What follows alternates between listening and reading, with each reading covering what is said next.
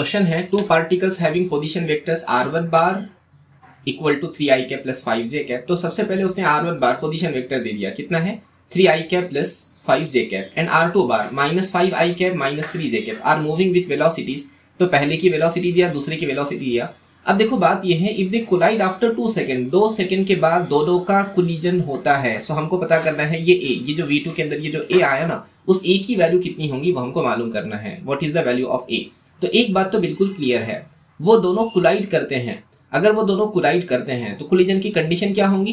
Collision की condition ये होंगी, particle will collide if they present at the same position at the same time. अगर वो दोनों एक ही वक्त में एक जगह मौजूद होंगे तभी तो कोलाइड करेंगे, वरना कोलिजन कैसे पॉसिबल है? अगर दोनों के बीच में कोलिजन हो रहा है मतलब दोनों के दोनों एक ही पोजीशन पर एक ही टाइम में मौजूद थे। अब हम यहाँ अज्यूम करते हैं, कंसीडर करते हैं कि पार्टिकल कोलाइड कर रहे हैं x, y पोजीशन के ऊपर, xy पोजीशन के ऊपर दोनों पार्टिकल में कोलिजन होता है। That mean they were at a position x, y at t equal to 2। मतलब पार्टिकल 1 r1 से कहाँ मूव कर गया? x, y पर। इसका मतलब उन दोनों की फाइनल पोजीशन x, y है। इतना समझे? ठीक है जी। अब हम पार्टिकल 1 की बात करते हैं। दोनों के बीच में कोलिजन होने वाला है, मतलब दोनों की फाइनल पोजीशन क्या होने वाली है? x, y दोनों की फाइनल पोजीशन होने वाली है। पार्टिकल 1 के लिए डिस्प्लेसमेंट क्या होगा? डिस्प्लेसमेंट मतलब क्या? डिस्प्लेसमेंट मतलब final position minus initial position, बराबर ना? Final position minus initial position. Final position पहले की कितनी है? पहले वाली की है xi cap plus yj cap, दोनों की भी वही है, माइनस इनिशियल पोजीशन पहले वाले ऑब्जेक्ट की जो r1 बार उसने दिया है, कितना है 3i cap minus 5j cap. इस इक्वेशन को सिंप्लीफाई करने के बाद हमको मिलेगा displacement vector x minus 3i cap plus y minus 5j cap. ये है पहले पार्टिकल का डिस्प्लेसमेंट वेक्टर जिसको लिखा जाता है s1 बार। उसी तरीके से उसने दिया है पहले पार्टिकल का वेलोसिटी वेक्टर, कितना है? वेलोसिटी वेक्टर है पहले पार्टिकल के लिए 4i cap plus 3j cap. और कितने टाइम के बाद कोलिजन होने वाला है? 2 सेकंड के बाद कोलिजन होने वाला है, मतलब 2 सेकंड में पार्टिकल का इतना डिस्प्लेसमेंट होना है। अब मुझे बताइए वेलोसिटी का फॉर्मूला क्या है? तो आप कहेंगे velocity is equal to displacement upon time. यहां से हमको पता चला डिस्प्लेसमेंट बराबर velocity into time, velocity into time. Displacement कितना है पहले पार्टिकल के लिए? पहले पार्टिकल के लिए डिस्प्लेसमेंट है x माइनस 3i कैप और y माइनस 5j कैप। ये पहले पार्टिकल का डिस्प्लेसमेंट है, इज इक्वल टू पहले पार्टिकल की वेलोसिटी कितनी है?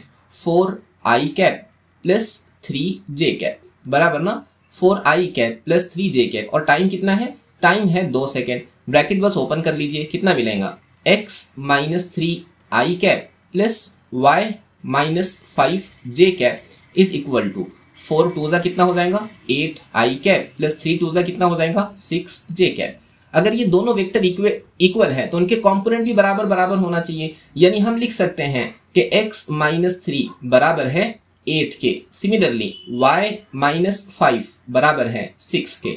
यहां से हमको पता चला x इज इक्वल टू 11 और y इज इक्वल टू 11। ये वो पोजीशन है जहां पे उनका कोलिजन होने वाला है, ठीक है ना? ये तो कहानी थी पहले पार्टिकल के लिए। यही चीज हम पार्टिकल नंबर 2 के लिए भी कह सकते हैं। अगर पार्टिकल 2 की हम बात करें तो पार्टिकल 2 का डिस्प्लेसमेंट क्या होगा? मैं थोड़ा जल्दी कर लेता हूं। फाइनल पोजीशन क्या होंगी? xi cap plus yj cap. और इनिशियल पोजीशन क्या है पार्टिकल 2 की? फाइनल माइनस इनिशियल डिस्प्लेसमेंट होगा ना। इनिशियल पोजीशन क्या है?